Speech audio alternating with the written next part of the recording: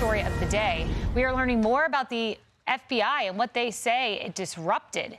It could have been a catastrophic attack aimed at last weekend's White House UFC fight. At least 5 suspects have been arrested in connection with the alleged plans to attack the event with explosive drones before the storming of the White House. It was an elaborate plan, and it's just the latest in a series of threats and security incidents involving President Trump. Hello, everyone. This is Outnumbered. I'm Kayleigh McEnany here with my co-host, Emily Campagno. Also joining us, Kennedy, host of the Kennedy Saves the World podcast, Lisa Booth, Fox News political analyst, and Paul Morrow, attorney, retired NYPD inspector, Fox News contributor, and host of the weekly rap sheet on Fox Nation. Well, over 4,000 people were at that UFC event at the White House on Sunday, including President Trump and many top immigration officials. Tens of thousands more were gathered at a watch party just outside the grounds.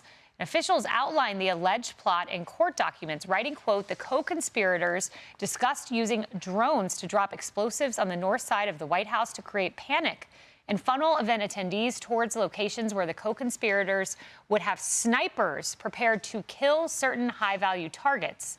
The co-conspirators' murder plot appears to have been motivated by their anti-government ideology. The motive is still under investigation, but one suspect allegedly told investigators that the goal was to target capitalist elites, billionaires, or politicians who received donations from the American-Israel Public Affairs Committee. Vice President J.D. Vance says he is not surprised by the alleged plot, especially in the current environment. So much of the far left rhetoric is driving itself towards violence. It spins people up into these crazy situations where they feel like, I'm not going to argue against somebody, or I'm not going to debate somebody, or even vote against a politician. I'm going to go and commit violence. It is unfortunately an inevitable consequence of some of the rhetoric that we're seeing. We're trying to look at the underground networks that drive towards this violence. 23 people do not get to the point where they're going to commit a mass terror incident in Washington, D.C. without some serious funding, without some serious coordination. And we've actually been trying to go with those networks of coordination because it's a terrorist plot. This is extraordinary, Paul. There are 23 people. This was 12 FBI field offices. It was discovered just days before it happened, and it's chilling.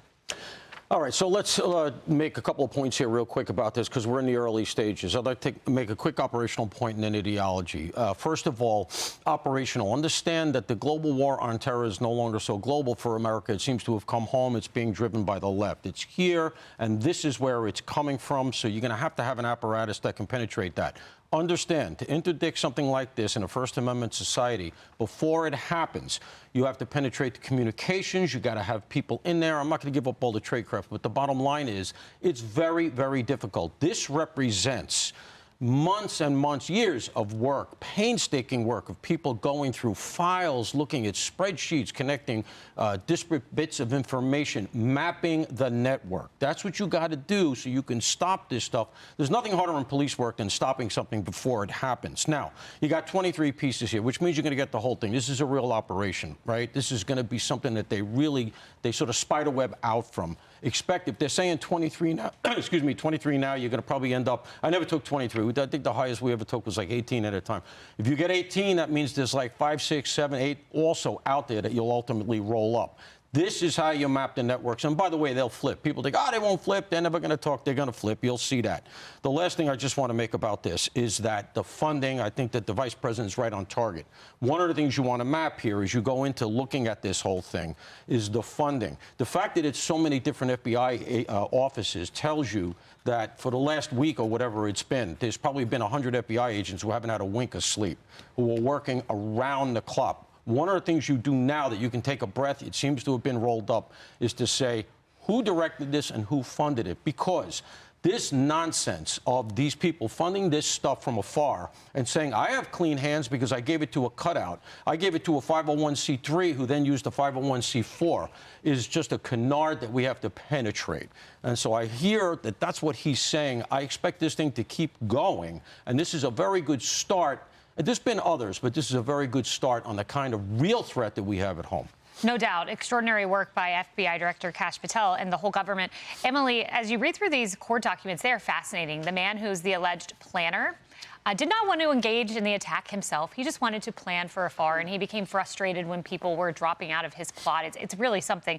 And he cites the billionaires and anti-government methods, or motives, I should say, but he goes on to say that he placed some of the responsibility of this corruption of the government with the Jewish people and blames them in Israel for the current war with Iran. Of course, there is a sort of shocking amount of, I would say, bot-fomented online traffic and chatter right now. That includes blaming Israel and the Jews for everything, and referencing AIPAC for everything, referencing a few buzzwords that is frankly also incentivized and fomented by a few high-profile podcasts. So there right now is sort of an acceptable and accepted narrative floating around, and it's very anti-corporate elite and billionaires and these trigger words that these guys have been using, and it includes a relationship, real or imaginary, with the power, real or imaginary, that AIPAC and Israel and the Jewish community have. So putting that out there, that somehow that's been then sort of I guess, roaring into social media. And my takeaway from this and the foiled plot, a few things. Number one, remember when the UFC fight was announced, right? It hasn't been that long. So for this complicated plot to have been developed in this short amount of time, think about what other large events are coming up and those other plots that have been thwarted. Number two, the perceived safety that people feel when they use Signal and WhatsApp. And thank God it's really not as safe or as private as they think, because clearly law enforcement has direct ties into somehow the tradecraft of however that works. And third, that what we know about this particular plot that seems so insidious in terms of the levels, keep in mind they also aim to take out first responders. So every time you go to any football game or even the grocery store or your county fair next to your house, know that someone, yes, has been radicalized online, cheered on by the social media bots and certain generations that, again, are demonizing these certain groups and target words, think that you're a part of it, and they aim to debilitate families and the structures and also the responding officers so that they can maximize casualties. And that's what terrorist regimes have been calling for, like Hezbollah. It's all tied together. And Carrie Urban noted, she's of our legal team here at Fox, you know her from her on-air appearances, that one of these kids was a 19-year-old who used his graduation money and allegedly spent $3,000 of that to purchase guns, ammunition, magazines. A 19-year-old.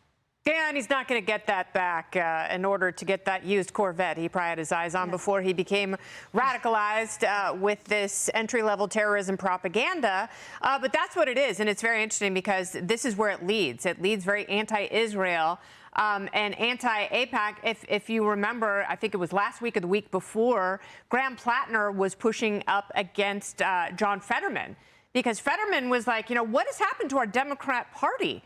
Like, this is the new normal. And, you know, Plattner's response was, oh, he's bought and paid for by AIPAC. Mm-hmm. You know, and it's like that anti-billionaire, anti-capitalism, total hypocrisy language. It radicalizes people who, you know, it's easy for them to buy into this idea of redistribution. And redistribution always happens by force. So if you're going to take something from someone, you know, using law enforcement, then why can't you just take something from someone by sending drones into a public gathering that, you know, presumably would be a magnet for people that you despise? So, you know, that sort of language that has been normalized, to Emily's point, like, it has an absolute effect. Like, this is the conclusion. To tear it down by any means necessary. You know, just the way they talk about tearing Israel down, by any means necessary. They use those phrases. And yes, they are very triggering for a group of people who have bought in lock, stock, and barrel to the idea of redistribution as justice. It's not. And as Paul would say, you're going downtown. We're rolling you up. Yeah, and the vice president is so correct on the rhetoric. You know, when you use terms like a threat to democracy, how is that not radicalizing? Thinking the very thing we hold dear is at risk.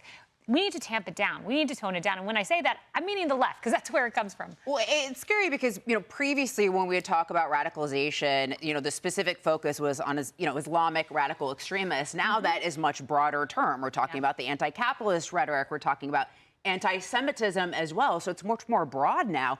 Also, the work of our Secret Service and FBI to foil this just days before the event. And the individuals who were plotting this, it was for maximum casualty, maximum chaos, with the explosive-laden drones, forcing people to exit the event, and then be met with snipers. I was able to attend the event. I felt so safe.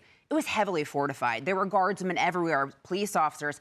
Harris and I had an opportunity to talk to some of the guardsmen. We also met the chief of Secret Service, Richard McCauley, who has been there for more than 23 years. It was very clear in my conversation with him that this is a man who loves his job, who takes the duty seriously. He was talking about the great measures that they went to keep President Trump safe. So I walked away with a very positive feeling from him. I'm a pretty good judge of character, except for with dating, but everything else. I will also lastly add this. I know the event has taken some criticism, but it was one of the most patriotic things I have ever attended. Of the 4,300 people who were estimated to be at the direct event, 1,200 were service members. If you walked around, there were service members. I saw uniform. We got to talk to a lot of those individuals as well. They were having the time of their lives. You also had one of the fighters looking at the Declaration of Independence before walking out of the White House to his fight, as well as the rare Super Delta formation of planes flying above the White House. It was epic. But I felt very, very safe, a testament to our Secret Service as well as our military members and FBI protecting us and police officers. Yeah, well, thank goodness it was safe, and that means the system is working. The FBI, they've averted school shootings that you don't hear about. They don't often get recognized, but today is a day we should recognize them. That kind of work, you don't hear about the successes, and that's the problem. And that's why it's very hard for the FBI to polish their image when they can't talk about the things. A lot of stuff, you don't publicize it for operational reasons. This one's public, but hats off to them. This could have been a calamity, man. Absolutely. Hey, everyone. I'm Emily Campagno. Catch me and my co-hosts Harris Faulkner and Kayleigh McEnany on Outnumbered every weekday at 12 p.m. Eastern, or set your DVR. Also, don't forget to subscribe to the Fox News YouTube page for daily highlights.